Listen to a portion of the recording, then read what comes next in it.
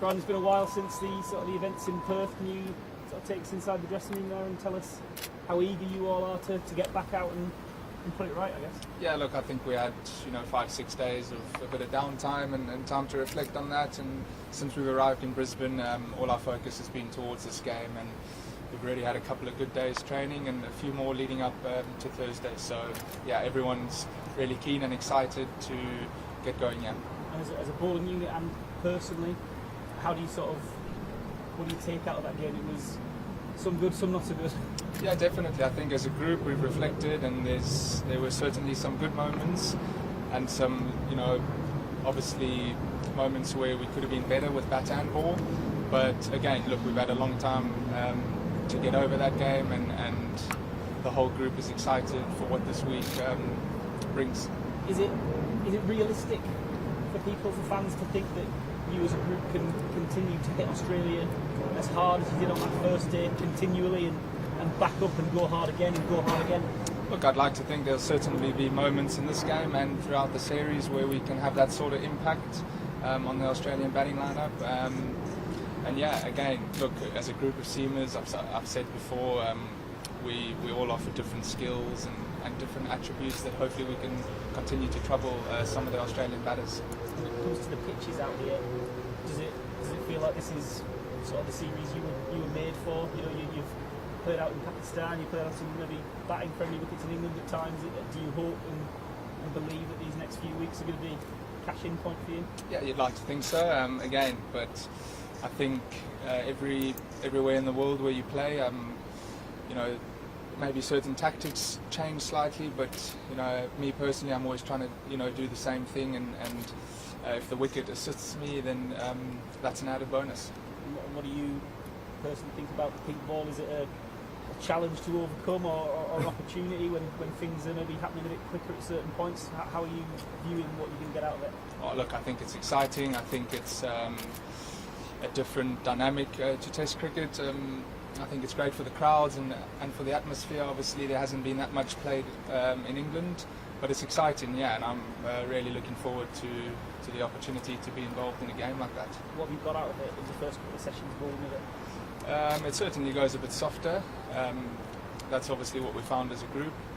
Tonight's our first training under lights, so it'll be interesting to see how that goes. But yeah, again, look, some of the guys have played a few games here and there. And then the general chat is, in that twilight period that the ball does do a little bit more, but, once we get out there, we'll assess those conditions. There's some uncertainty over how Australia will line up in terms of where personnel might bat for them. Have you reflected on what you guys did against Travis Head in that second innings in case you do come up against it with an opening ball again? Yeah, we certainly have. I think that, again, that was a phenomenal knock played by a high quality player. If he does open the batting again, we've got set plans that we'll look to use. But again, I don't think anything changes from a mindset thing. He had an incredible day out that afternoon. I was going to say, put simply, did you prefer to have the opening batting for Australia? Otherwise, you're all ahead. I don't have to make that decision. So yeah, that's up to the captain and the coach of the Australian side. But look, whatever we presented with, we'll stick to our plans.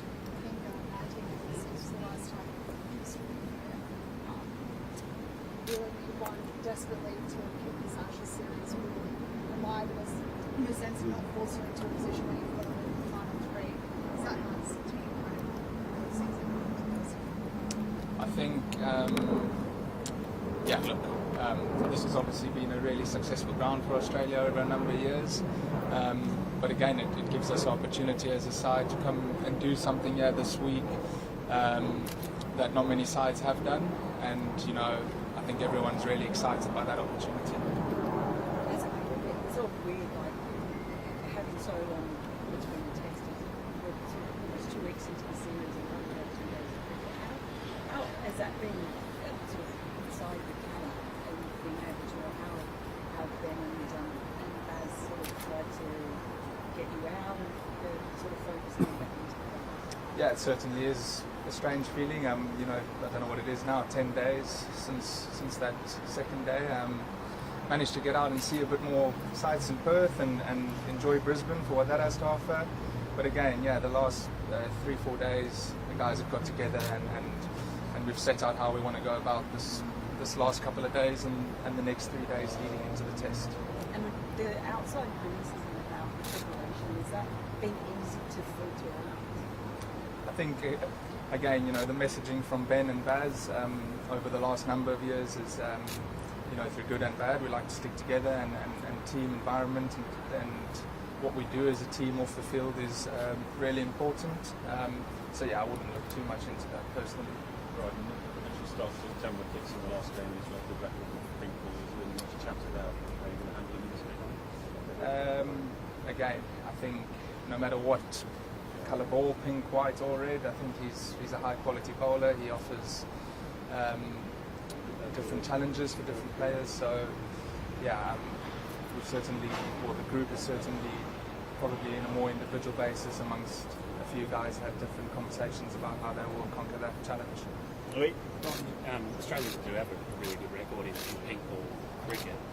Are there things that you kind of look to, like those big moments in pink ball games, recognising the conditions are in favour for bowlers and batters? Are there things that Australia do that you guys are talking about probably? Well, I think looking back at a couple of highlights of previous games, played in Australia, it certainly is very inevitable how their new ball bowling goes with the new ball. They strike early, and I think that's going to be important, whether that's certain lines that we're bowling or maybe a touch fuller to let it swing. Again, look, they've played some really good cricket with the pink ball, so I'd like to say that we've had a look at some of their stuff that they've done over the previous years. Right, barriers loss.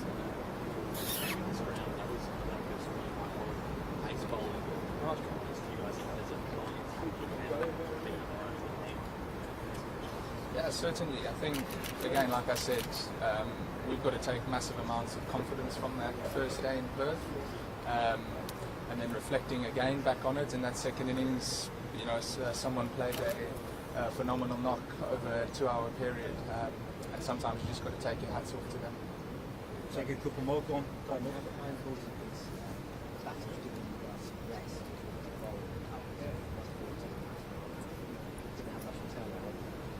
Yeah, look, I think sometimes that happens in different games of cricket, and that day was one of those days. But I'm sure as a batting group we'll want to put that right, and we'll have some good days coming up.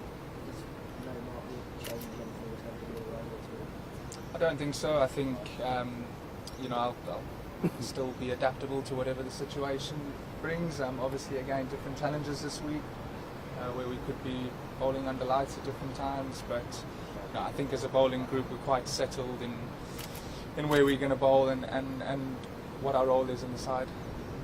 Any more done? Happy days. Cheers, Brad. Thank you. Cheers. Thanks, guys.